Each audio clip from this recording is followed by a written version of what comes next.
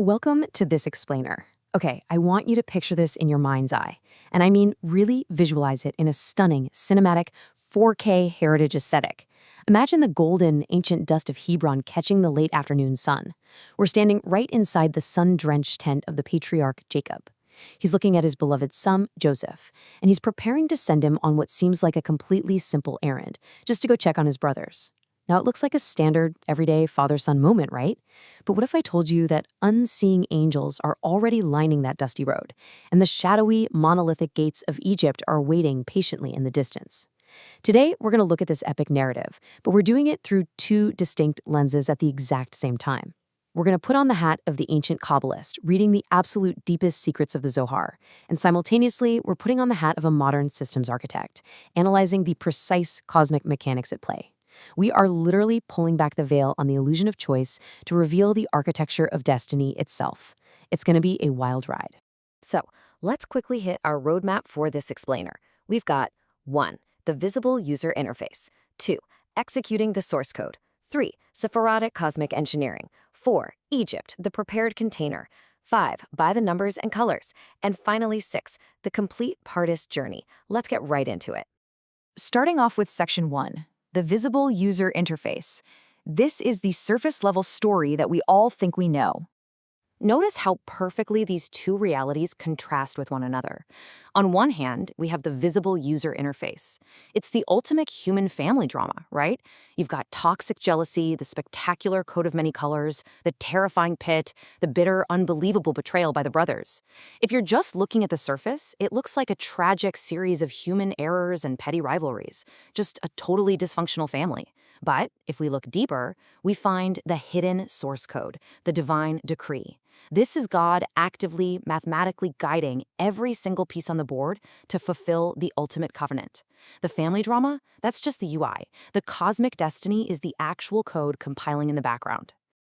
Moving to Section 2, executing the source code. This is where we get into the hidden Kabbalah. So the absolute crucial point is found right in the Zohar, Volume 1, page 184a. It asks a really profound question. Why did Jacob send him? I mean, think about it. Jacob was a wise, intuitive man. He knew his other sons absolutely hated Joseph. So why on earth would he send his favorite son into the wilderness alone with them? The Zohar answers simply, he did not suspect them. But wait, why didn't he suspect them? Because as the text says, God caused all this to fulfill the decree. Jacob wasn't making some tragic, foolish parenting mistake. Actually, scratch that. It wasn't a mistake at all.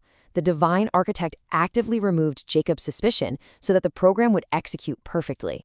And what exactly is this program?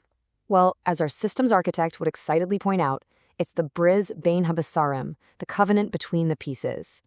Generations earlier, God made a divine decree to Abraham that his descendants would be exiled in a foreign land, that they'd be afflicted, but ultimately they would be forged into a mighty nation. This ancient promise is the actual back-end code of reality. Joseph's descent into the pit isn't an accident. It is literally the compile and run command of the Bris Bein Habasarim finally executing. Which brings us to Section 3, Sephirotic cosmic engineering. Let's look at the mystical machinery under the hood. You know, what's so brilliant about this ancient wisdom is that it contains levels for every single dimension of understanding. If we're explaining this using video game logic for kids, Egypt is the ultimate final boss level, and the 12 tribes are the precise necessary power-ups needed to beat it. But for adults, the framework is pure cosmic engineering. The lowest realm, Malchut, must absorb the pure foundational energy of Yesod in order to rectify the shattered vessels of creation.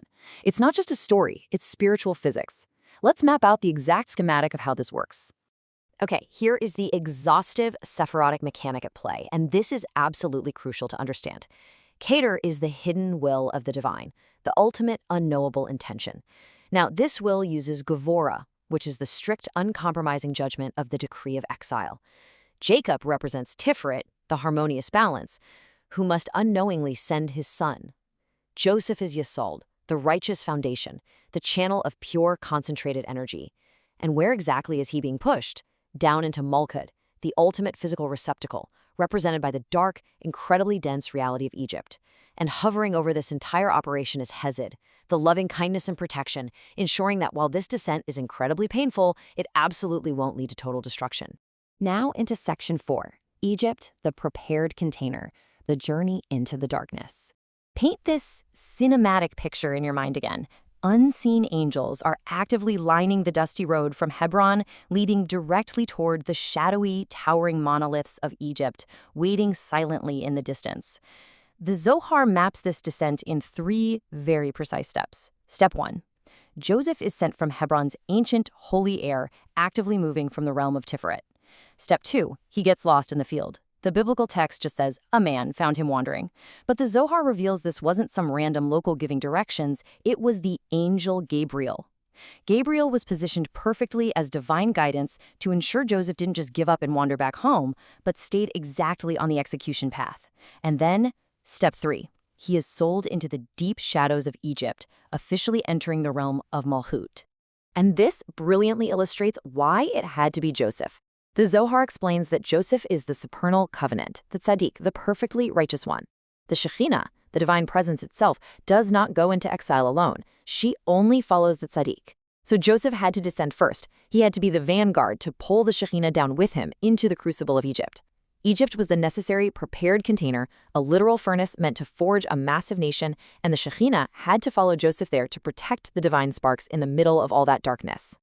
Moving to section 5, by the numbers and colors, let's look at the divine variables of the system. 400, this is the exact number of years coded into the decree of exile given to Abraham. It's not a random time frame. It sets the overarching timeline and the absolute boundary conditions for the entire operation. 12, the 12 tribes. They aren't just a group of brothers, they are the precise, structural, spiritual channels required to sustain the divine energy in the suffocating darkness of Egypt. Take even one away and the whole system crashes. 70. When Jacob ultimately descends to Egypt later on, he brings exactly 70 root souls with him. These 70 souls are the exact seed matrix that must descend into the container of Malchut to germinate and eventually forge the ultimate nation of millions. The math is flawless. The Kabbalist understands all this numerical precision through esoteric color shifting. The decree of exile begins as strict, harsh judgment, represented by the color red, the domain of Gevurah. But through the descent of the Sadiq, through Joseph stubbornly maintaining his righteousness in the dark, this incredible cosmic alchemy takes place. It sweetens the strict red judgment into the pure white mercy of the covenant. This is a real game changer because it proves how what looks like an ultimate human tragedy on the user interface actually becomes the absolute ultimate route for divine mercy in the source code. Finally, section 6, the complete Pardes journey. Let's ground this vast cosmic architecture back into our own reality. Because, look, this is the ultimate takeaway here.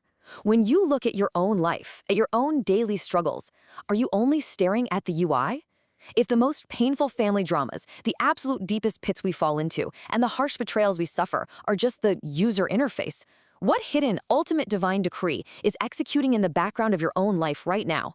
What container are you being perfectly positioned to fill?